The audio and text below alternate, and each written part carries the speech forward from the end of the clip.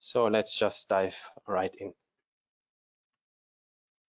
So the universe of therapeutic nucleic acids is quite large. Here's just some examples of them, ranging from rather small ones like antisense oligos or microRNA on the left side that have maybe 10 nucleotides of length and maybe 5 kilodalton molecular weight, going up to over small interfering RNA, aptamers, guide RNA, and also mRNA that approaches several thousand nucleotides in length, and also like plasmids that are have molecular weights of the megadalton range. So they are having a very huge range of sizes. And although they are just 4 nucleobases at their core, so the polymer units are just very 4 simple bases, they can be also modified, especially the small ones like antisense oligos and small interfering RNA are highly modified on the phosphate backbone, also on the ribose unit, and also on the nucleobases. They can be, of course, also conjugated to peptides, to proteins, and also to something like a tri-antennary GalNAc, as shown here in the lower part, to increase the uptake in liver cells, for example. And last but not least, they can be also formulated in carrier systems, such as lipid nanoparticles or AAVs. We heard already a lot about this today.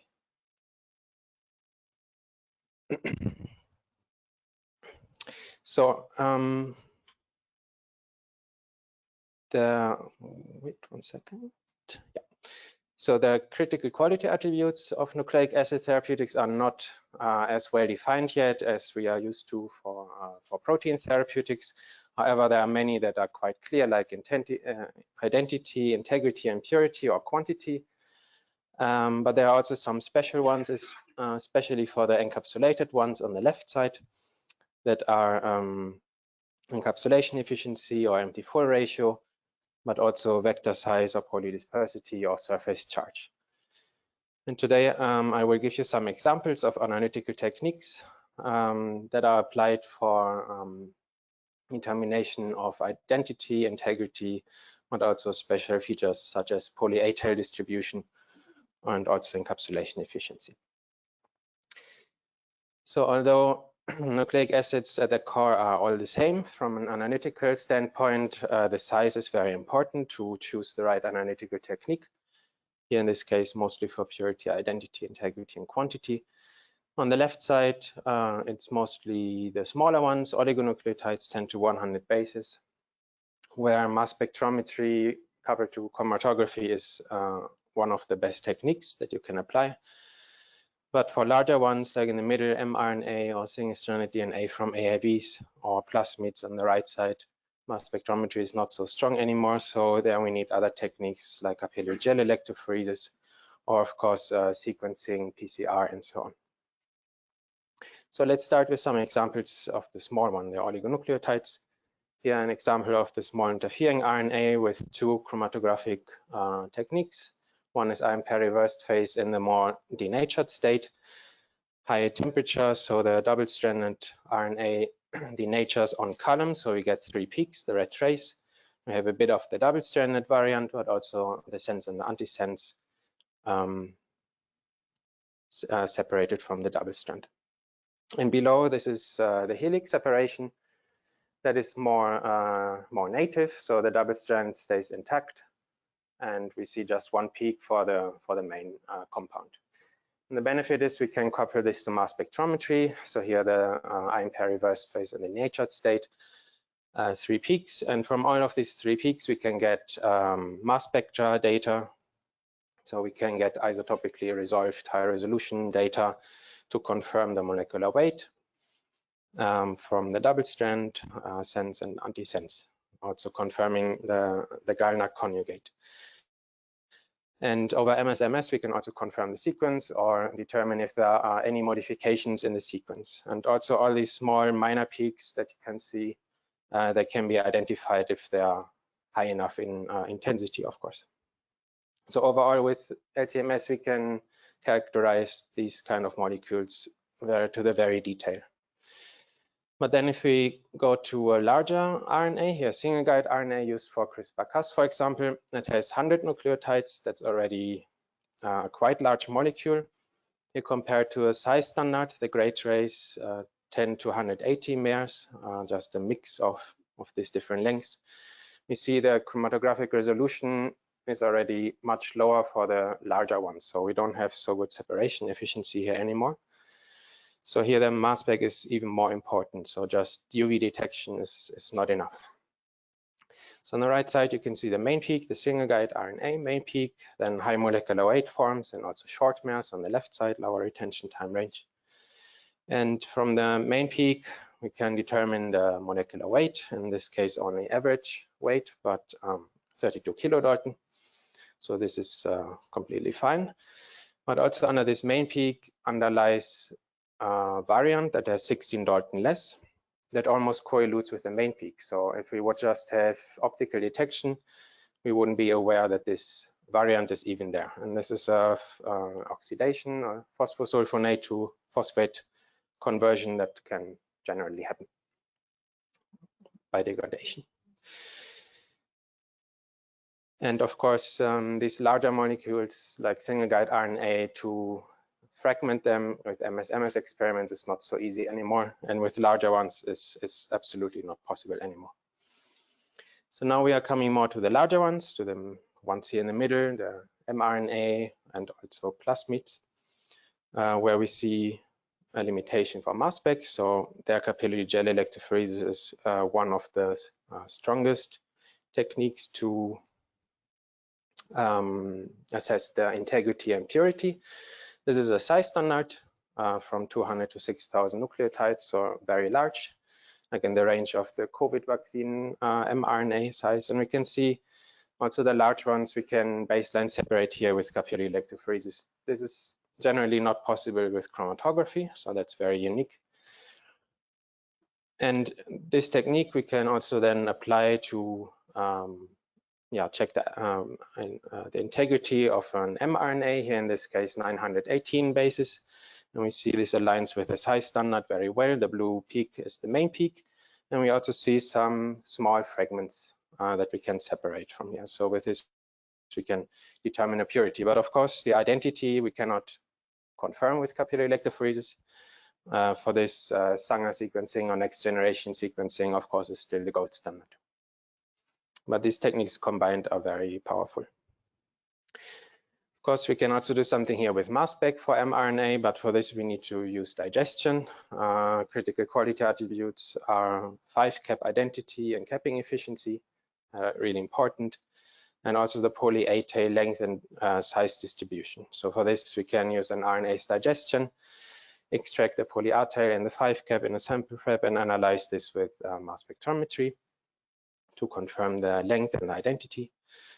Then a rather exploratory or experimental approach, as in the last time that came up, is the oligo mapping. So similar to a peptide mapping, we can enzymatically break down the mRNA into shorter oligonucleotides, separate them on the IMPAIR reversed phase, and detect them with mass spec to also MS-MS fragmentation to confirm the sequence, and then puzzle it together to confirm the sequence of the whole mRNA and also detect maybe some modifications.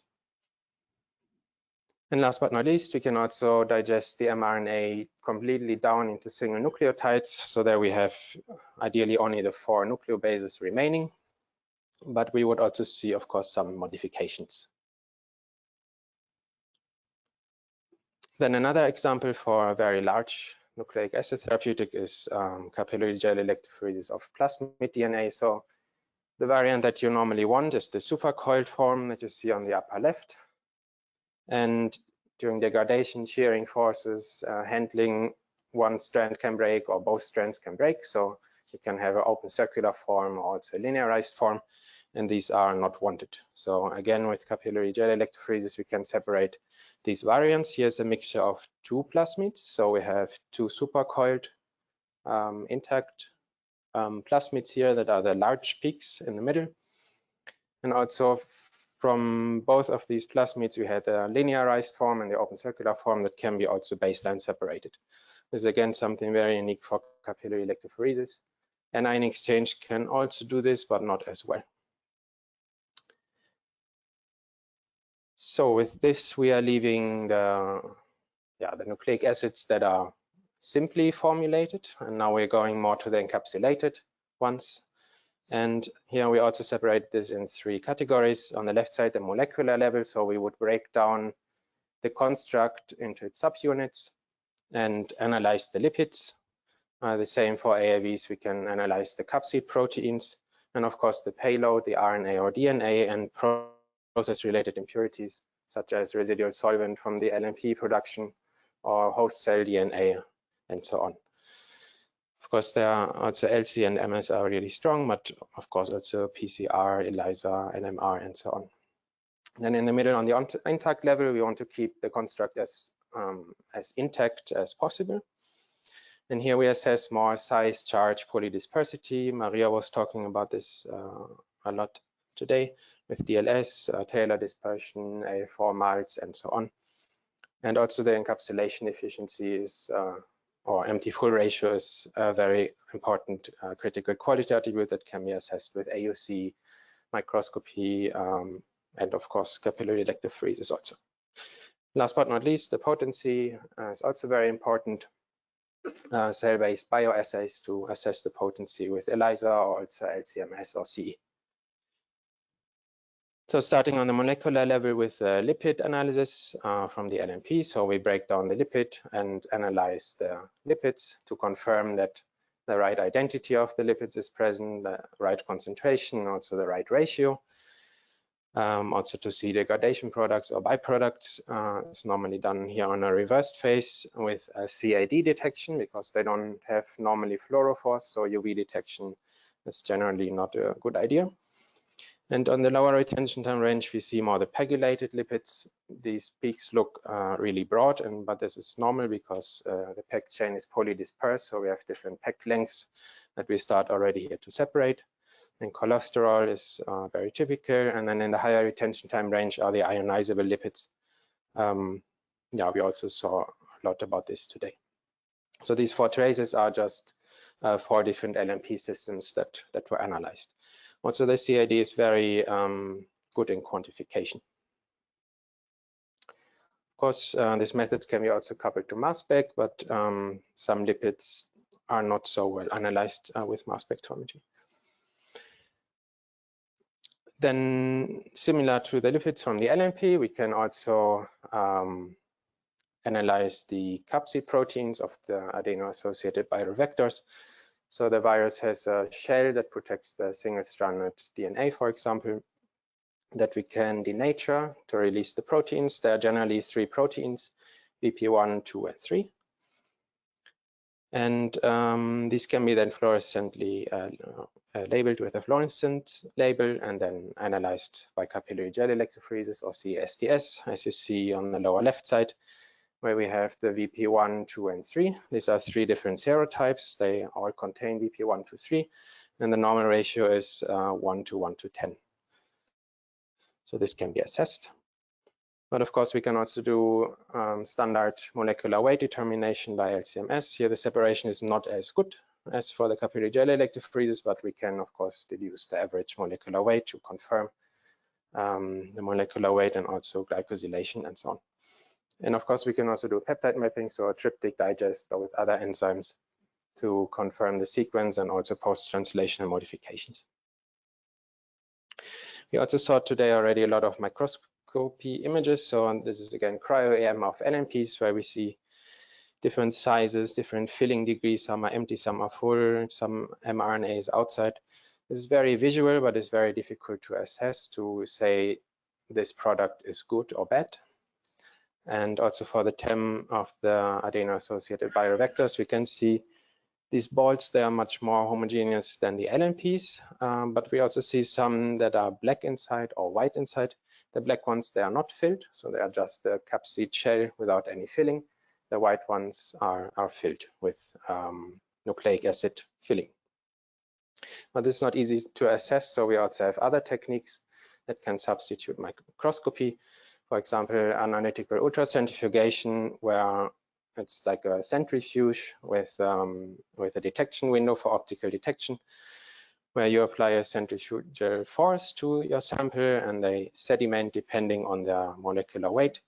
And here we can separate the empty from the full, from the partial filled, and also from overfilled ones. So the large one in the middle is the correctly filled one. Then the bigger one on the left side is the empty one, so not filled.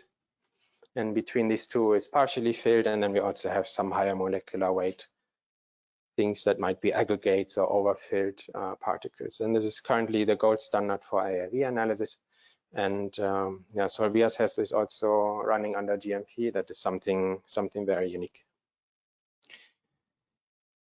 Okay, last but not least, for the LNP, normally the ribogreen assay is used. So you add a fluorescent dye to your LNP sample, measure the fluorescence, then add some surfactants to destroy the LNP to release the RNA that is inside the LNP, and measure again the response.